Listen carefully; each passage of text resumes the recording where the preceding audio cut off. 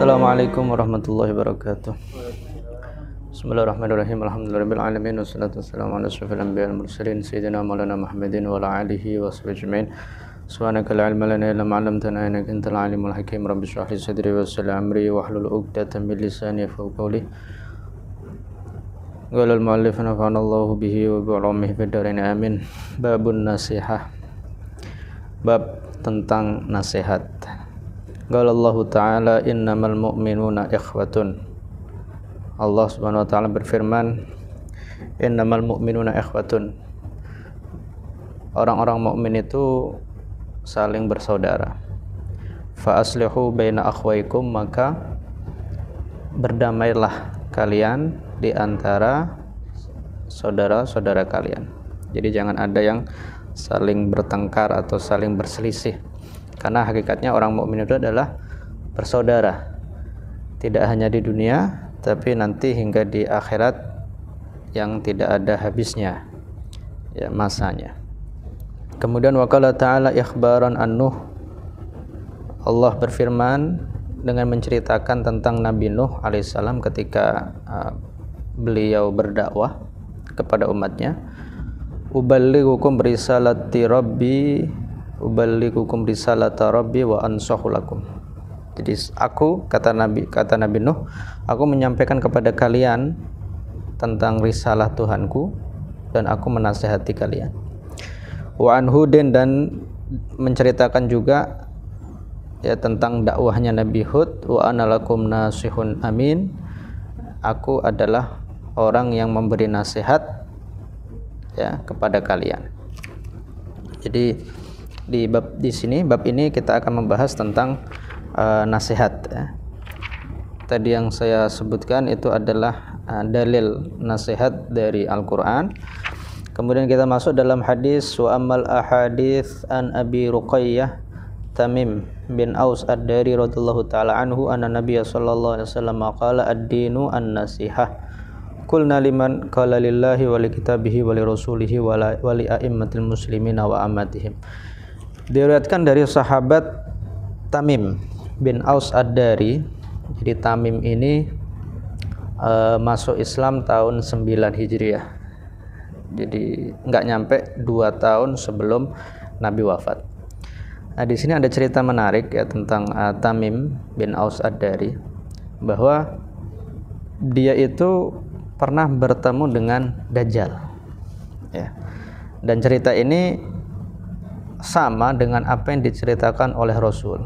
Nah, jadi diceritakan ini disebutkan dalam kitab Jawahir Lu'lu'iyah syarahnya Arba'in, bahwa Nabi itu waktu di atas mimbar dan dia menceritakan tentang Tamim, bahwa beberapa waktu lalu saya bertemu dengan Tamim dan dia menceritakan kejadian yang pernah aku ceritakan kepada kalian. Jadi Tamim ini dulu Nasrani ya, Nasrani, kemudian nanti masuk Islam. Pernah suatu saat dia itu naik kapal ya bersama 30 orang, kemudian terombang-ambing di lautan, kemudian terdampar di suatu pulau, dan di sana bertemu dengan makhluk yang banyak rambutnya, sampai tidak diketahui mana bagian depan ya tubuh atau bagian belakangnya. Jadi dipenuhi dengan rambut, dan dikenal di sana dengan sebutan Jassasah karena dia sering mencari tahu tentang kabar di luar pulau tersebut. Kemudian ketika bertemu dengan Jassasah tadi, mereka kaget dan takut ya. Dan mereka takut bahwa ini jin atau setan gitu ya, berwujud dan bisa dilihat. Hanya si Jassasah ini mengatakan, coba kamu pergi ke suatu tempat di pulau tadi. Di situ ada makhluk ya, yang dia itu ya ingin mengetahui kabar terbaru, news update ya, kabar terbaru. Coba kalian ke sana.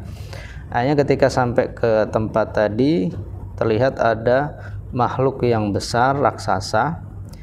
Tangannya itu terikat di leher ya. Kemudian kakinya dipasung.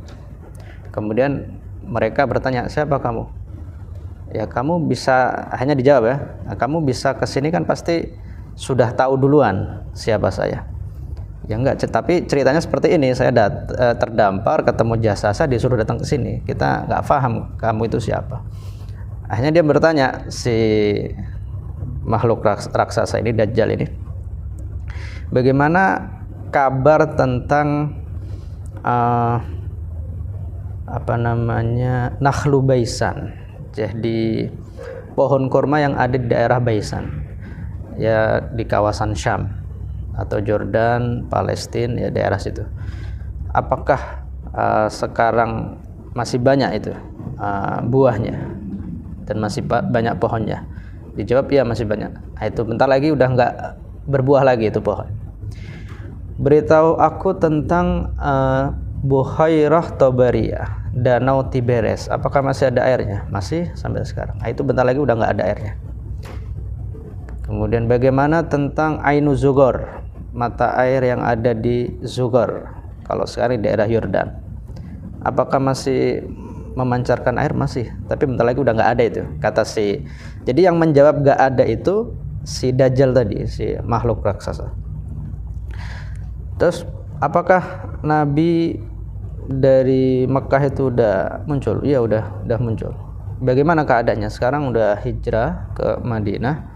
Terus bagaimana orang Arab menyikapi? Ya mereka menolak. Tapi sebagian ada yang beriman. Nah, itu orang yang beriman itu berarti orang yang beruntung karena dia mengikuti Nabi Muhammad. Ketahuilah, aku adalah Al-Masih, katanya, Dajjal yang sebentar lagi hampir saja diizinkan oleh Allah untuk keluar. Nah, kemudian dan aku nanti akan keluar dan akan berada di seluruh muka bumi ini, akan sampai ke seluruh muka bumi ini kecuali Mekah dan Madinah, karena di sana ada malaikat yang menjaga setiap kali saya akan masuk.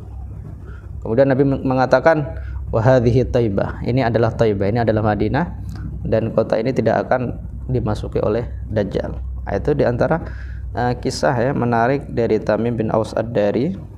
Jadi orang yang pernah bertemu Dajjal dan dibenarkan oleh Nabi, ya, diverifikasi dan benar. Dan beliau ini hanya memiliki 18 hadis saja, Tamim As-Ad-Dari, dan hadis yang kita akan sebutkan ini disebut yang akan disebutkan Ad-Dinun Nasihah ini adalah satu-satunya hadis yang disebutkan oleh Imam Muslim dalam kitabnya Sahihul Muslim. Kita baca bahwa Nabi pernah bersabda, qala ad-dinu an-nasihah, bahwa agama itu adalah nasihat. Nah, nasihat itu apa? Secara bahasa nasihat adalah sesuatu yang bersih. Ya, sesuatu yang bersih. Diambil dari kata nasahtu al-asalah. Jadi aku mengambil madu dari rumahnya itu, ya, dan memisahkannya dari tempatnya. Jadi sesuatu yang murni, sesuatu yang ikhlas. Atau juga diambil dari kata seseorang ketika menjahit sebuah pakaian dan dia tidak akan meninggalkan lubang yang ada di jahitannya tersebut sehingga menjadi murni, tidak ada lubangnya. Itu nasihat secara bahasa. Adapun secara syariat, secara istilah, nasihat adalah menginginkan kebaikan untuk orang yang dinasihati. Dan hadis ini ad-dinun nasihah yang dimaksud adalah secara lughah, ya, jadi kita ikhlas, ya, tapi juga bisa diartikan secara istilah juga.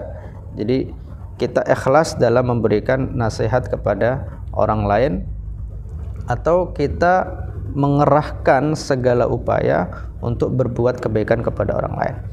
Kemudian ketika Nabi mengatakan ad-dinun nasihah, bahwa agama itu adalah nasihat. Jadi pondasi agama itu adalah nasihat, saling menasihati antara satu dengan yang lain.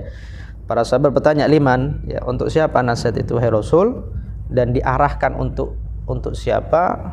Qala lillahi wa li kitabihi wa li rasulihi wa li a'immatil muslimina wa ammatihim. Jadi nasihat itu, ya, kita mengerahkan segala upaya untuk memberikan kebaikan. Pertama adalah untuk Allah SWT. Ya, bukan berarti kita atau bukan berarti Allah itu butuh butuh kebaikan dari kita, enggak, tapi kita yang butuh kepada Allah. Jadi maksud dari nasihat kepada Allah, kita berbuat baik ya kepada Allah itu dalam arti ya kita melaksanakan perintahnya atau menjauhi larangannya, dan mengimani apa yang sudah diperintahkan oleh Allah dari rukun iman, dan menjalankan syariat ya yang ada dalam rukun Islam. Kemudian wali kitabihi, nasihat untuk kitabnya, kitab Al-Quran, yaitu dengan mentadaburi ayatnya, membacanya, mengamalkan apa yang ada di dalamnya, kemudian mengajari orang lain baca Al-Quran dan lain-lain. Kemudian wali rasulihi, nasihat untuk rasulnya dalam arti kita menghormati ya, tidak merendahkan seorang rasul, mengikuti sunnahnya, meninggalkan apa yang dilarang.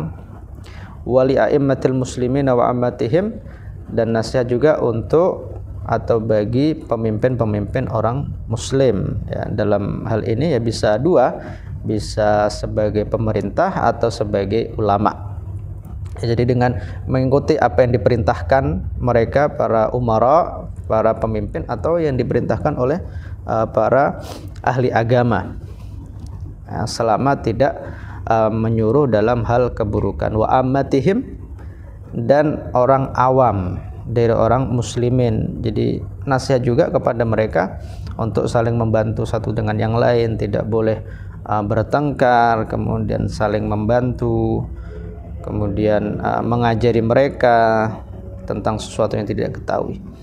Jadi dalam hadis ini ad-dinun nasihah dikatakan, hadis ini merupakan ya, dalam Fathul Mubin Syarah Arba'in juga dikatakan hadis ini termasuk seperempat dari pondasi Islam. Nah, jadi ketika seseorang sudah menerapkan nasihat ini dan dia berupaya untuk menghiasi hari-harinya dengan nasihat, maka seperempat agamanya dianggap sudah sempurna. Dan ini penting karena hubungannya adalah untuk kebaikan kita, ya, hubungan kita dengan Allah dan juga kepada manusia yang lain. Oke, mungkin ini saja ya yang dapat saya sampaikan. Wallahul muwaffiq ila thariq wa aqwamit thariq. Subhanakallahumma wa bihamdika asyhadu an la ilaha illa anta astaghfiruka wa atubu ilaik. Wassalamualaikum warahmatullahi wabarakatuh.